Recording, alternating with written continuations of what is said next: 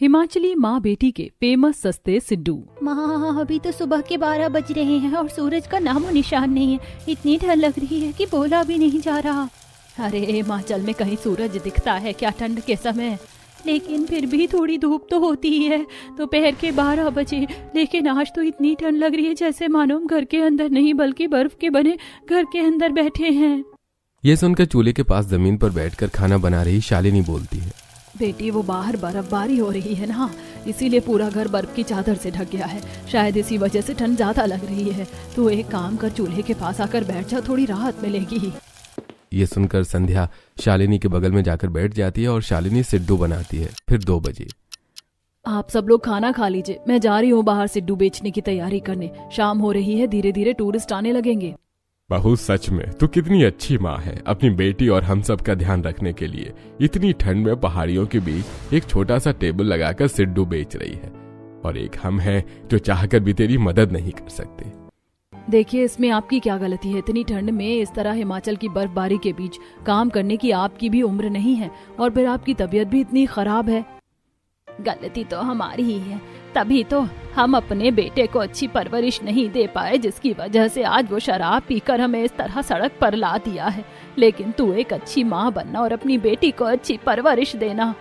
इसके बाद शालिनी पहाड़ों के बीच हो रही बर्फबारी में बिना स्वेटर के कांपते हुए छोटा सा टेबल लगाकर सिड्डू बेचने लगती है। और फिर थोड़ी ही देर में कुछ टूरिस्ट आते हैं। यार चलना, इतनी ठंड लग रही है और भूख भी, कुछ खा लेते हैं। अरे हाँ, चल एक काम करते हैं, हिमाचली सिड्डू खा लेते हैं। इसके बारे में मैंने बहुत सुना है, चल उस स्टॉल पर चलते हैं। ये सोचकर वो दोनों शालिनी के स्टॉल पर पहुंचते हैं। कितने के हैं ये सिड्डू? ज्यादा नहीं, जितने के सब बेच रहे हैं उतने के ही हैं। एक प्लेट 60 रुपए। अच्छा, 2 प्लेट लगा दो। अरे नहीं, रहने दे यार, जब सेम ही रेट हैं सभी दुकानों में तो हम इस गरीब माँ की दुकान से क्यों कुछ खाएं? किसी और शॉप पे चलते हैं ना, फोटोज भी अच्छी आ जाएंगी। हाँ, चल कहीं और चलते हैं। इतना कहकर दोनों किसी और शॉप से सिड्डू लेकर खाते हैं।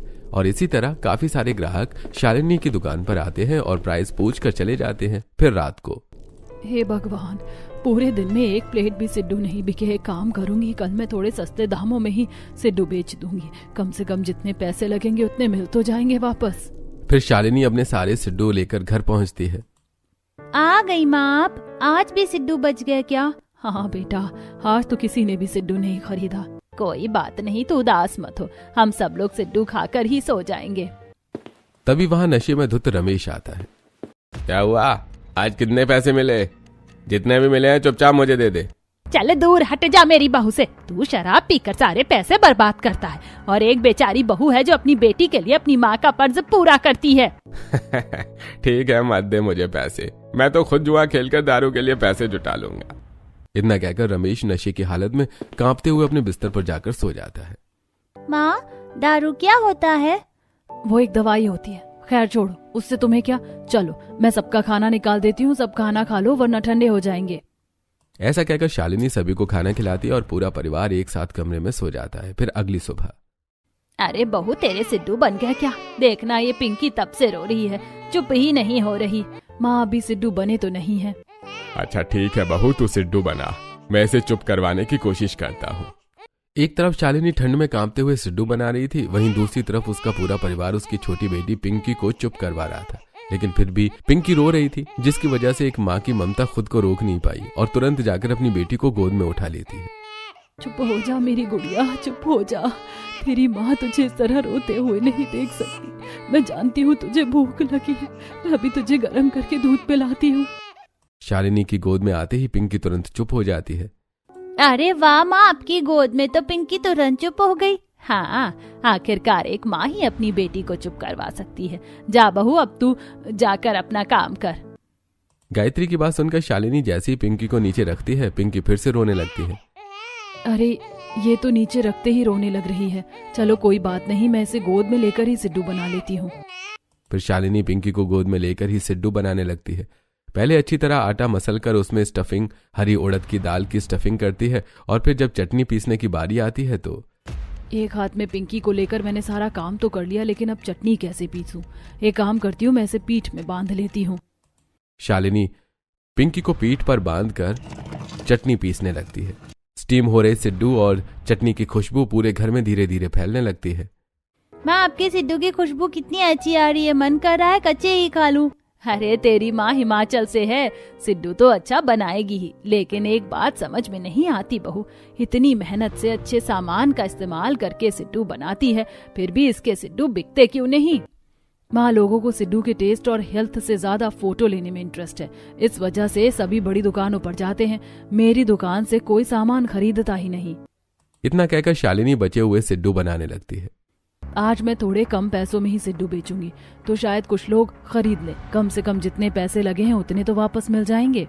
ये सोचकर शालिनी सिड्डू बनाती है और फिर बिना स्वेटर के ही पहाड़ों के बीच सिड्डू बेचने निकलती है, जिसे देखकर वहां के दुकानदार हैरान रह जाते हैं। अरे वो देखो, एक माँ अपनी बेटी को पीठ पर बांधकर ठंड में बिना स्वेटर के कैसे सिड्डू बेच रही है। अरे हाँ, इसे ठंड नहीं लग रही है क्या? अरे हम यहाँ स्वेटर पहनकर भी कांप रहे हैं और ये बिना स्वेटर के सिड्डू बेच रही है। इसी तरह जब वहां रहने वाली कुछ औरतें भी शालिनी को देखती हैं तो उससे पूछ ही बैठती हैं। अरे संध्या की माँ, आपको ठंड नहीं लग रही क्या? आपने स्वेटर भी नहीं पहना, आज तो इतनी ठंड है, हमें लगा आज आप कम से कम स्वेटर पहनकर ही आएंगी। वो संध्या स्कूल जा रही थी ना, इस वजह से घर में एक ही स्वेटर था तो मैंने उसे दे दिया। और फिर मेरा क्या है, माँ हूँ, अगर सिड्डू नहीं बेचूंगी तो घर कैसे चलेगा? इतना कहकर शालिनी फिर से सिड्डू बेचने लगती है। आज उसके पास से 3-4 टूरिस्ट सिड्डू खरीदते हैं और अब इसी तरह कुछ दिन बीतते हैं। फिर एक दिन, अरे बहू, बाहर इतनी ठंड है, तो इस ठंड में भी सिड्डू बेचने जा रही है? हाँ बहुत हुआ, आज रहने दे। हिमाचल में कितनी ठंड होती है तुझे तो पता ही है, और फिर वैसे भी बाहर किसी ने भी दुकान नहीं लगाई है आज। माँ, ये तो अच्छी बात है ना, किसी ने भी दुकान नहीं लगाई है। अगर मैं दुकान लगाऊंगी तो सारे टूरिस्ट मेरे पास ही सामान खरीदेंगे। चलो मैं जा रही हूँ। इतना कहकर शालिनी ठंडी हवाओं और बर्फबारी के बीच सिड्डू बेचने निकलती है। सभी की दुकान बंद होने की वजह से सारे टूरिस्ट शालिनी की दुकान पर ही आते हैं और सभी शालिनी की दुकान से सिड्डू खरीद कर खाते हैं, साथ ही काफी तारीफ भी करते हैं। अरे वाह यार, कितने टेस्टी सिड्डू हैं, इतनी अच्छी सिड्डू तो मैंने कभी नहीं खाए। अरे मैं तो यहाँ कई बार आया हूँ, लेकिन इतने अच्छे सिड्डू आज तक मैंने भी नहीं खाए। सच में कितना अच्छा सिड्डू बनाती हैं आप, और इसकी स्टफिंग भी कितनी अच्छी है, साथ ही चटनी का स्वाद भी अलग है। फिर जब पैसे देने की बारी आती है, कितने रुपए हुए? ज्यादा नहीं, बस 50 रुपए प्लेट। क्या, सिर्फ 50 रुपए? लेकिन कुछ ही दिन पहले मैं आया था, तब तो किसी और दुकान से 70 रुपए प्लेट खाए थे। आप इतना सस्ता क्यों बेच रही हैं? दरअसल अभी सभी की दुकानें बंद हैं, इसी वजह से सब लोग मुझसे सिड्डू खरीद रहे हैं। लेकिन जब सबकी दुकान खुली होती है तो कोई भी मुझसे सिड्डू नहीं खरीदता। इसी वजह से मुझे सिड्डू का दाम कम करना पड़ा, जिससे कम से कम जितने पैसे लगे हैं उतने तो मिल जाए, लेकिन फिर भी मेरा बहुत लॉस होता है। आप एक काम कीजिए, यहाँ पर तो सभी की दुकानें हैं, आप ऊपर दुकान लगा लीजिए, फिर आपका काम भी अच्छा चलेगा। लेकिन क्या ऊपर से कोई सिड्डू खरीदेगा? तभी वहाँ कुछ टूरिस्ट बर्फ से खेलते हुए आते हैं। अरे हिमाचल में बर्फ से खेलते खेलते तो पूरे हाथ ठंडे हो गए, आप हमें हिमाचली सिड्डू खिला दीजिए। अरे अभी कहाँ तू सिड्डू खरीद रहा है, जब ऊपर जाएंगे तब सिड्डू खरीद कर खाएंगे। अरे ऊपर सिड्डू क्या तेरा भूत बेचेगा? ऊपर तो इतनी ठंड है, एक भी दुकान नहीं है। ऊपर जाने से पहले यहीं से सिड्डू खरीद लेते हैं, फिर ऊपर जाकर आराम से खाएंगे। ऊपर दुकान नहीं है, ये बातें सुनकर वहां खड़े कुछ ग्राहक कहते हैं, बात तो सही है, ऊपर अगर दुकान होती तो कितना अच्छा होता, यहाँ से थक कर जाते और वहां जाकर गरम गरम सिड्डू खाते। इस तरह आपस में बातें करते हुए कुछ ग्राहक सिड्डू लेते हैं और ऊपर चले जाते हैं। इस तरह आज पूरे दिन भर में शालिनी के सारे सिड्डू बिक जाते हैं और रात तक शालिनी घर पहुंचती है। क्या हुआ बहू, आज तू खाली हाथ आई है? तेरे सारे सिड्डू बिक गए क्या? हाँ माँ जी, आज सभी की दुकान बंद थी ना, इसी वजह से सारे सिड्डू बिक गए। मैं भी जाकर खाना बना देती हूँ। अरे पहले पिंकी को तो हमें दे दे, सुबह से तू पीठ पर बांध कर ही सारा काम कर रही है। क्या बताऊँ माँ, अब तो इसकी आदत ही लग गई है। चलिए ये लीजिए आप पिंकी को, मैं जाकर खाना बनाती हूँ। फिर शालिनी अपनी पीठ से पिंकी को उतार कर नीचे रख देती है और खुद चूल्हे पर खाना बनाती है और सभी को खिलाती है। फिर सभी एक साथ सो जाते हैं। माँ बहुत ठंड लग रही है, हमारे पास सिर्फ एक ही चादर है, वो भी फटी हुई। हम कब स्वेटर या कंबल लेंगे? बेटी तू आकर मेरे गले लगकर सो जा, तुझे थोड़ी कम ठंड लगेगी। संध्या शालिनी से गले मिलकर सो जाती है। इस तरह कब तक मैं अपनी बेटी को ठंड से कांपते हुए देखूंगी। अब मुझे जल्द से जल्द पैसे जुटाकर कंबल लेना ही होगा और इसके लिए मुझे पहाड़ों पर ऊपर जाकर सिड्डू बेचना पड़ेगा। कोई बात नहीं, एक माँ होने का फर्ज जरूर निभाऊंगी। ये सोचते सोचते शालिनी सो जाती है और फिर अगली सुबह जल्दी जल्दी सिड्डू बनाकर घर से निकलने लगती है। माँ, आप आज इतनी जल्दी क्यों जा रही हैं? वो मैं सोच रही थी कि आज पहाड़ों के ऊपर ही सिड्डू बेचूंगी, इसीलिए चलो अब मैं जा रही हूँ। इतना कहकर शालिनी अपना सिड्डू बेचने का सामान लेकर बाहर निकलती है। ये पहाड़ कितनी ऊंचाई पर है। टूरिस्ट सिर्फ फोटो लेने और घूमने के लिए इतनी ऊंची हिमालय की पहाड़ियों पर जाते हैं। खैर, पैसे कमाने के लिए मुझे भी वहां जाना पड़ेगा। ये सोचकर शालिनी सारा सामान लेकर पहाड़ पर चढ़ने लगती है। तभी अचानक बर्फबारी शुरू हो जाती है। हे भगवान, ये बर्फबारी कहाँ से शुरू हो गई? इतना सा सामान अब तो मैं एक साथ लेकर नहीं जा पाऊंगी। एक काम करती हूँ, एक एक करके लेकर जाती हूँ। सबसे पहले शालिनी सिड्डू रखने वाला टेबल और कुछ डिब्बे ऊपर लेकर जाती है। हे भगवान, इतनी मुश्किल से मैं हिमाचल की पहाड़ियों पर चढ़ ही गई। अब जाकर नीचे से सिड्डू और बाकी का सामान भी ले आती हूँ। यह सोचकर शालिनी नीचे जाती है और फिर से बचा हुआ सामान लेकर ऊपर जाती है तो देखती है कि टेबल और कुछ डिब्बे बर्फबारी की वजह से बर्फ से ढक गए हैं। अरे ये क्या, जो सारा सामान बर्फ के नीचे दब गया। अब इसे साफ करना पड़ेगा। फिर शालिनी ठंडी ठंडी बर्फ अपने हाथों से हटाती है। पता नहीं यहाँ टूरिस्ट बर्फ से कैसे खेलते हैं, मेरे तो हाथ ही सुन्न पड़ गए। अब जल्दी से सिड्डू बेचने की तैयारी करती हूँ। फिर शालिनी अपना स्टॉल लगाती है और सिड्डू बेचने लगती है। सबसे ऊपर स्टॉल होने की वजह से काफी लोग थक कर ऊपर जाने के बाद शालिनी से ही सिड्डू खरीदते हैं। फिर शाम को भले यहाँ ठंड ज्यादा हो और बर्फबारी की वजह से हाथ पैर कांप रहे हो, लेकिन सिड्डू तो अच्छी तरह बिक गए। चलो अब चाहे जितनी मेहनत लगे, मैं यहीं आकर सिड्डू बेचूंगी। अब शालिनी रोज कड़ी मेहनत करके बिना स्वेटर के बर्फबारी के बीच हिमाचल के पहाड़ों पर चढ़कर सस्ते सिड्डू बेचती है। फिर एक दिन, क्या हुआ माँ, आप सो क्यों नहीं रही हैं? इस तरह दर्द से करहा क्यों रही हैं? कुछ नहीं बेटा, बस पहाड़ की ऊंचाइयों तक सामान ले जाने के लिए 2-3 बार ऊपर नीचे करना पड़ता है। उसी की वजह से पैर दर्द कर रहे हैं। अच्छा, तो माँ मैं आपके पैर दबा देती हूँ। फिर संध्या शालिनी के पैर दबाने लगती है। माँ अकेले 2-3 बार पहाड़ की ऊंचाई तक आती जाती हैं। अगर मैं भी माँ की मदद करूँगी तो माँ को बार बार ऊपर नीचे नहीं करना पड़ेगा और फिर इनके पैर भी नहीं दुखेंगे।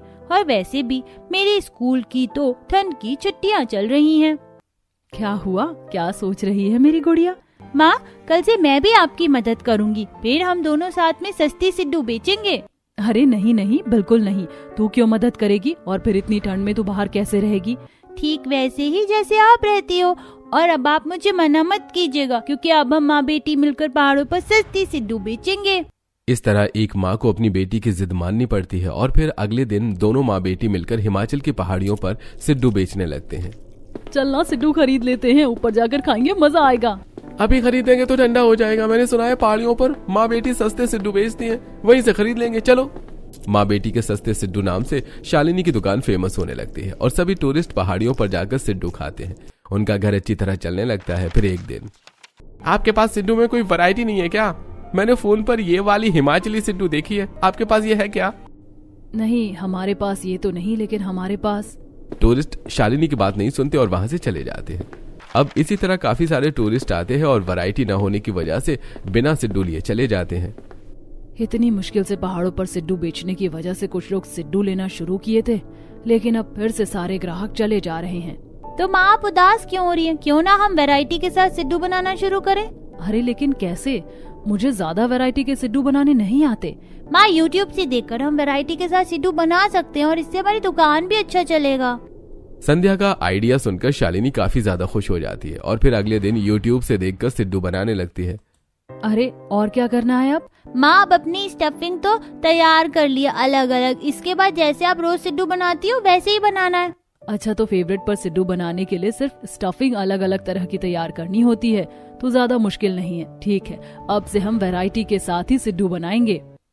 अब इसके बाद शालिनी अलग अलग तरह की सिड्डू बनाती है जो कि कोई भी नहीं बनाया करता था और फिर पहाड़ों पर उसे बेचना शुरू करती है। धीरे धीरे वो फेमस होने लगती है और सभी उससे सिड्डू खरीदते हैं, जिससे ग्राहकों की भीड़ बढ़ने लगती है। अरे इतनी भीड़ है, लोगों को हम बैठाएंगे कहाँ? हमारे पास तो स्वेटर खरीदने के पैसे नहीं है, हम चेयर खरीदने के पैसे कहाँ से लेंगे? माँ आप हर छोटी छोटी बातों में परेशान क्यों जाती हैं? हम पत्थरों को अच्छी तरह साफ करके उस पर ग्राहकों को बैठाएंगे। अरे लेकिन कोई इस बर्फ जैसे अजीब से पत्थर पर क्यों बैठेगा? नहीं माँ, लोग बैठेंगे। अगर हम पत्थरों को अच्छी तरह से साफ करके थोड़ा डिजाइनर बना दें तो उन्हें ये एस्थेटिक लगेगा। शालिनी को कुछ समझ में नहीं आता है, लेकिन फिर भी वो संध्या की बात मान जाती है और अगले दिन दोनों मिलकर पत्थरों पर ही थोड़े डिजाइन बनाकर ग्राहकों को बैठाना शुरू कर देते हैं। अरे यार ये कितना एस्थेटिक है, ऐसे स्नोफॉल के बीच में पहाड़ों पर डिजाइनर पत्थर पर बैठकर सिड्डू खाना, वाह। हाँ वो तो है, चल फोटोज लेते हैं। इस तरह धीरे धीरे माँ बेटी के सस्ते सिड्डू फेमस होने लगते हैं, जिससे बाकी दुकानदारों के सिड्डू सभी खरीदना बंद कर देते हैं। अरे इस माँ बेटी के हिमाचली सस्ते सिड्डू की वजह से तो हमारी दुकान ही बंद पड़ गई है, अब तो कुछ करना पड़ेगा। अरे तुम लोग चिंता मत करो, मैंने सारी प्लानिंग कर ली है। पहाड़ के ऊपर वो दुकान बनाकर सिड्डू बेच रही है ना, लेकिन अगर उसकी दुकान ही नहीं रही तो। वहीं दूसरी तरफ दोनों माँ बेटी पैसे गिन रही थी। सच में ये सारी चीज तेरी वजह से ही हो पाई है, वरना कहाँ मैं दिन भर में 2-3 प्लेट बेच पाती थी। और आज देख इतने सारे पैसे हैं हमारे पास। माँ मैंने तो बस आइडिया दिया था, बाकी मेहनत तो आपकी है। चलिए अब चलते हैं, ये सारा सामान नीचे भी तो लेकर जाना है।